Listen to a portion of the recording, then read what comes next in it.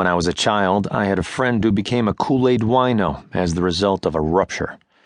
He was a member of a very large and poor German family. All the older children in the family had to work in the fields during the summer, picking beans for 2 1/2 cents a pound to keep the family going.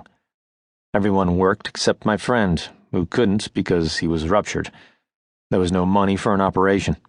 There wasn't even enough money to buy him a truss. So he stayed home and became a Kool-Aid wino. One morning in August, I went over to his house. He was still in bed. He looked up at me from underneath a tattered revolution of old blankets. He had never slept under a sheet in his life. "Did you bring the nickel you promised?" he asked. "Yeah," I said. "It's here in my pocket." "Good." He hopped out of bed, and he was already dressed. He had told me once that he never took off his clothes when he went to bed. "Why bother?" he had said. "You're only going to get up anyway. Be prepared for it. You're not fooling anyone by taking your clothes off when you go to bed." He went into the kitchen, stepping around the littlest children, whose wet diapers were in various stages of anarchy. He made his breakfast, a slice of homemade bread covered with caro syrup and peanut butter. "Let's go," he said. We left the house with him still eating the sandwich. The store was 3 blocks away, on the other side of a field covered with heavy yellow grass. There were many pheasants in the field. Fat with summer, they barely flew away when we came up to them. "Hello," said the grocer. He was bald with a red birthmark on his head.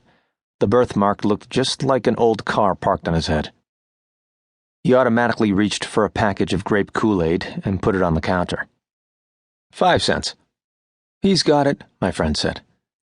I reached into my pocket and gave the nickel to the grocer. He nodded, and the old red car wobbled back and forth on the road as if the driver were having an epileptic seizure. We left.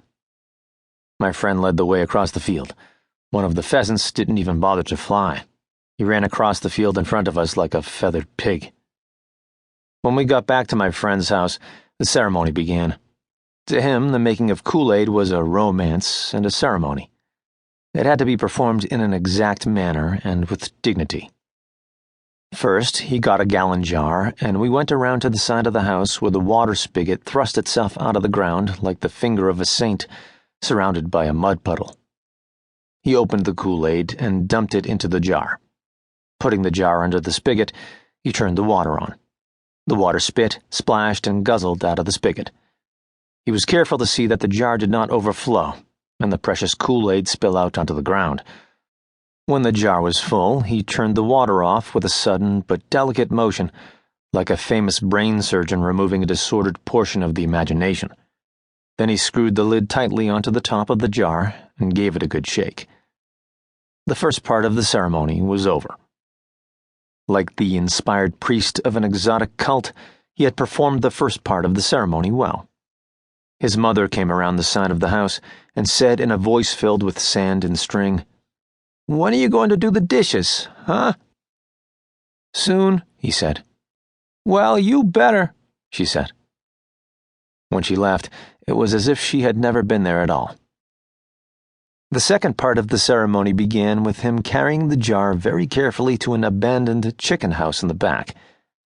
"The dishes can wait," he said to me. Bertrand Russell could not have stated it better. He opened the chicken house door and we went in. The place was littered with half-rotten comic books. They were like fruit under a tree. In the corner was an old mattress, and beside the mattress were 4 quart jars. He took the gallon jar over to them and filled them carefully, not spilling a drop. He screwed their caps on tightly and was now ready for a day's drinking. You're supposed to make only 2 quarts of Kool-Aid from a package, but he always made a gallon, so his Kool-Aid was a mere shadow of its desired potency. And you're supposed to add a cup of sugar to every package of Kool-Aid, but he never put any sugar in his Kool-Aid because there wasn't any sugar to put in it. He created his own Kool-Aid reality and was able to illuminate himself by it.